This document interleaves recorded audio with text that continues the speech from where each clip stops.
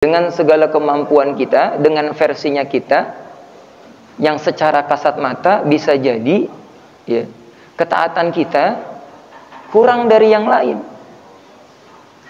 Tapi dengan modal yang pas-pasan, kemampuan yang pas-pasan, atau kalau dalam sedekah mungkin kemampuan kita di bawah dari orang kebanyakan, tapi kegigihan kita itulah yang dilihat oleh Allah. Sebagaimana kita datang ke sini.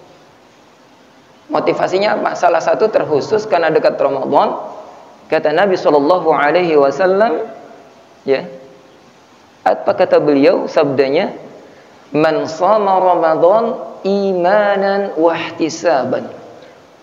Siapa yang melaksanakan puasa dan ibadah-ibadah Ramadan atas dasar panggilan ya ayyuhalladzina amanu, atas dasar iman dan yakin kepada Allah, kemudian diperkuat dengan ihtisaban. Jadi ihtisaban masing-masing hamba itu berbeda-beda. Makanya dari yang baik jadi tambah baik. La'allakum tattaqun, kadar takwanya, kadar taatnya, kadar kebersihan hatinya itu semakin meningkat.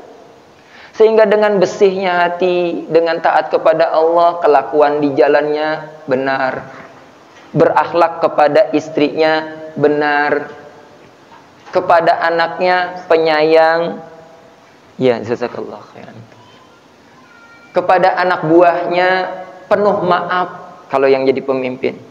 Itu dengan kebersihan hati sehingga kehidupannya tenang. Ya. Makanya sering dalam muqaddimah itu dibacakan ayat alhamdulillahilladzi anzala sakinata fi qulubil mu'minin liyazdadu imanan ma'a imanihim. Segala puji bagi Allah yang telah memberikan ketenangan dalam hati orang-orang mukmin sehingga tidak digoncang dengan sekedar kenaikan harga, tidak digoncang dengan sekedar kelangkaan barang, tidak digoncang dengan gonjang-ganjing perbedaan suhu politik. Tenang, sakinah. Liyazdadu imanan ma'imanihim, dengan ketenangannya dia bawa untuk taat kepada Allah sehingga Allah tambahkan itu ketenangannya terus. Tapi sayangnya ada pepatah bilang, ya, hilangnya kepekaan karena seringnya pertemuan. Itu pepatah Arab sebenarnya. Hilangnya kepekaan kalau kita sudah belasan puluhan kali ketemu Ramadan, sama kayak puluhan kali, ratusan kali, bahkan sudah nggak terhitung berapa kali ketemu sama istri. Kalau udah sering ketemu, setrumnya berkurang. Tidak jarang rasa cintanya juga berkurang. Makanya sering ada ya selorohan, bercandaan. Kalau baru pengantin baru kesandung, aduh kenapa ayang? Seperti itu. Dan itu nyata terjadi. Nah, sekarang saya tanya, sini siapa yang usianya masih di bawah 5 tahun pernikahannya? Coba 5 tahun deh. Kapan terakhir nyuapin ayangnya? Waduh, ngajinya berarti masih kurang berhasil. Kalau saya ngaji sama ibu-ibu, kapan terakhir misalnya meluk bapaknya dari belakang? Boro-boro. Ibu-ibu sekarang dicolek dikit sama bapak-bapaknya, apa sih pak? Genit banget, jengah gitu ya. Ngewa. Gitu. Ada yang kayak gitu. Mudah-mudahan soal istri-istri kita nggak seperti itu. Mudah-mudahan.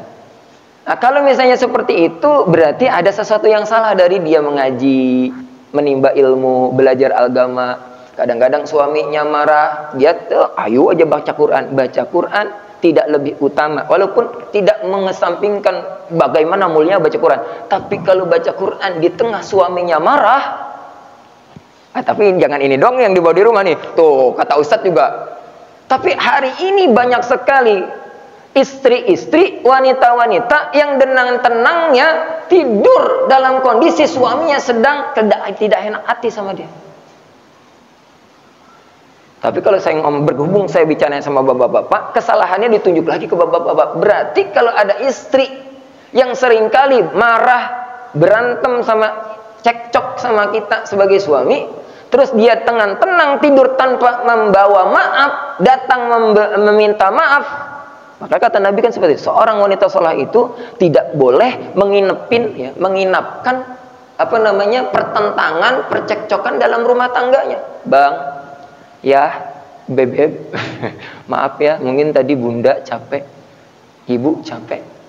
Sayangnya kesempatan saya ngisinya cuma bapak-bapak doang, belum dikasih sama Pak Isa, sama Pak Agus, ngisi bagian ibu-ibu. Supaya balance harusnya ibu-ibu juga. Biar apa? Jangan sampai ngaji itu cuma ganti seragam. Ziarah mah jauh sampai ke Jawa Timur, ke Cirebon. Pulang-pulang sama suaminya cekcok lagi. Bukan salah ziarahnya, cuman salah prioritasnya. Bukan salah ganti seragamnya, tapi salah ana yang lebih afdolnya. Kayak orang pakai dasih tapi nggak pakai celana. Jadi itu dia. Kembali kepada tadi, makanya judulnya apa Pak Isa? Disebar nggak kemarin? Lupa. Ada yang baca kemarin? Mengasah kembali kepekaan hati menghadapi dan menghidupkan ibadah-ibadah Ramadan. Kayak kita pakai parfum Pak, serot pakai parfum. Kita mah kagak ngendus, kagak nyium, berasa kurang aja. Teman kita mah udah bau banget ini, lu pakai minyak wangi sekilo katanya gitu kan. Ente pakai minyak wangi sekilo. Kenapa? Karena kita sudah sering mencium dan dekat sekali. Saking dekatnya. Gitu. Apalagi? Kenapa? Karena tadi, karena sering. Makanya sama istri ya, dihidupkan lagi bara-bara asmaranya. Dicek-outin pakaian, jangan cuma gamis. Kalau teman-teman kita di tempat kerja, atau misalnya kita lihat wanita di jalan sukanya misalnya pakai kemeja, belikan untuk di rumahnya. Mohon maaf, misalnya pakaian-pakaian yang memang disukai, yang terbuka. Ini konteksnya dalam rumah tangga.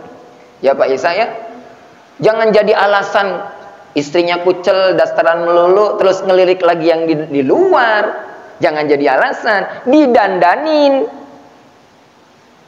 Mah, boro-boro lipstick. Ini mah kayaknya minyak gorengan, bukannya lip gloss. Dandan. Kalau bisa ada rezeki, bawa ke salon. Ya, kan ngelihat teman-teman kerjanya yang tidak berhijab, rambutnya wangi, ikal, kelihatan lebat. Ya dirawat. Ini yang di rumah nggak dirawat, yang ada diomelin dulu, ya diomelin, dikomplain. Pak, suami istri kita itu luar biasa, makanya diganjar dengan pahala yang luar biasa kalau ikhlas.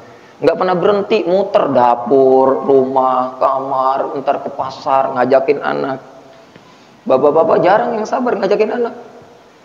Wah, kalau udah ngajakin anaknya baru beberapa jam aja, jarang lah yang bisa sabar gitu. Nah, kembali kepada bagaimana mengasahnya. Satu, yang pertama, untuk bisa ihtisaban, ya, ihtasaba yahtasibu ihtisaban, menguatkan kembali, mengiklankan kembali. Iklan itu kan diulang-ulang. Bagaimana? Nah, salah satunya nih kita ngaji, adanya tarhib, belajar lagi fikih-fikihnya, belajar lagi apa yang harus dilakukan ketika sahur. Jangan ini mah sahur sibuk sama HP, sahur nonton lawakan melulu.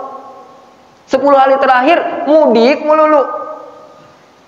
Maaf ya yang hobi mudik. Mudik bisa merubah apa? Jangan alasan silaturahim. Silaturahim di luar lebaran bisa, tapi Ustaz kita libur panjang lebaran. Oke lah, hari H lah berangkatnya. Atau malam 29 atau apa. Jangan sampai dari tahun ke tahun mudik nggak pernah sempet untuk itikaf. Yang diperintahkan itu di ayat-ayat terakhir rangkaian ayat Ramadan, itu yang diperintahkan itikaf. 10 hari terakhir itu kencangkan ikat pinggang, itikaf, diam di masjid untuk melakukan perenungan, kontemplasi, muhasabah diri. Digali lagi ilmunya. Jadi mengulang-ulang itu nggak boleh bosan. Jangan sampai duduk taraweh, setiap kali taraweh tungguin imam waladhdallin amin baru dia berdiri. Iya begitu aja tiap tahun. Yang lebih parah lagi, salat taraweh tapi tidak salat ba'diyah. Ada yang kayak gitu. Jangan sampai.